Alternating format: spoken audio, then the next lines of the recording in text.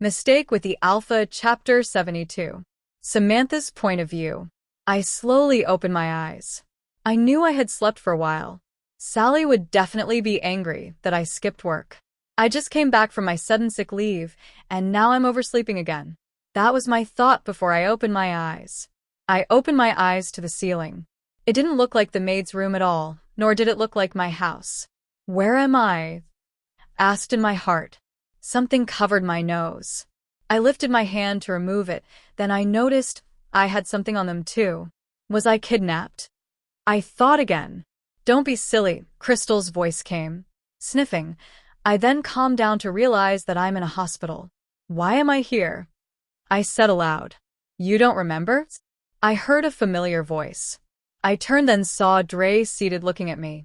What is the witch hybrid doing beside me? What are you doing here? I asked him. I tried to sit up, but those things tied to me were restricting me. I then started removing them. I'm not feeling sick. I don't need all these. Calm down, let me help you, Dre said softly. I nodded at him. I watched as he removed them slowly. What happened? I asked him. You really don't remember? He asked me again. His face wasn't surprised. He just has an indifferent look. I shook my head. Where do you not remember? He asked as he pressed the bell behind me. I know what that bell is for.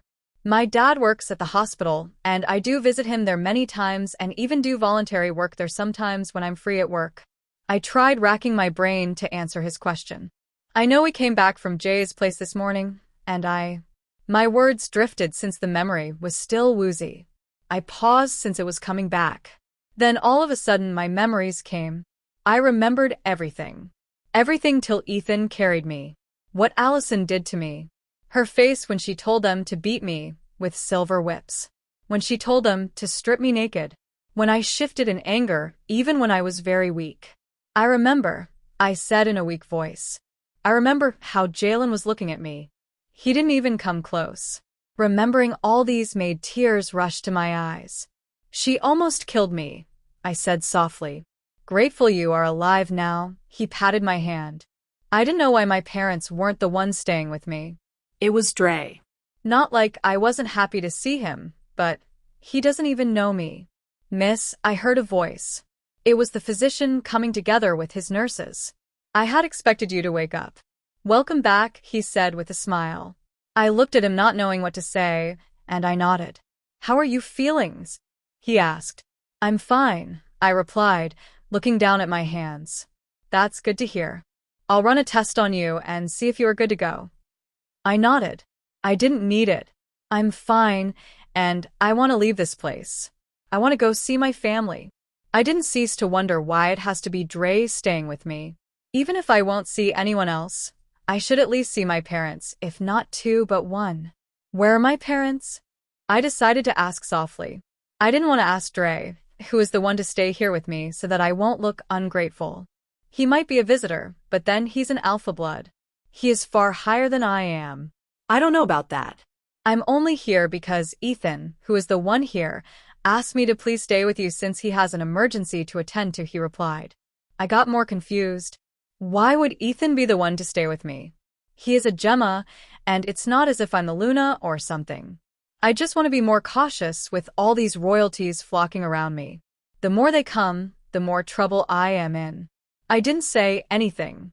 I just waited till the physician came back to tell me it's time to go home. During my wait, I was thinking about what to do next.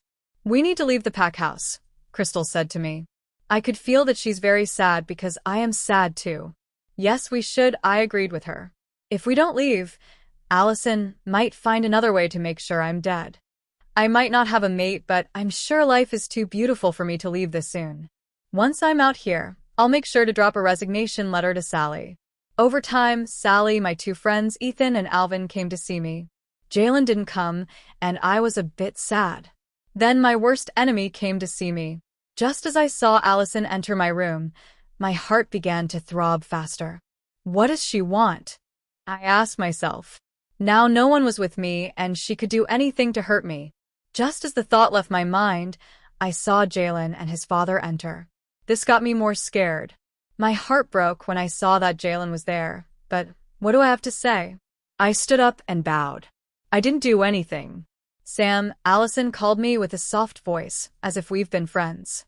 This is hypocrisy. It was vivid in her eyes. She then walked to me and took my hands. I tried to remove them, but she won't let go. I didn't want to look at Jalen or his father. I just kept my head bowed like that. I know I messed up. Please forgive me, she said like she was very innocent. I didn't even raise my head. I just nodded. Tears were already gathering in my eyes. I was only so angry at what you said. I didn't know that what you said was true, she said. Here she begins, Crystal said with anger. I was quite confused about the truth in what I said. Is it that she didn't know that I wasn't the first woman Jalen slept with, or that I don't want to be her maid is a lie? She's confusing me with her words. Don't say anything, Sam. She's trying to come up with a lie, Crystal warned me. As if I don't know because her words were not even gathering together at all. I really didn't mean to hurt you. I was only trying to confirm if your word about bounding your soul to Jalen is right. I'm really sorry, she sniffed. Please like the video and subscribe to the channel. Turn on notifications to stay up to date with new videos uploaded. Also, check out our next video in the series.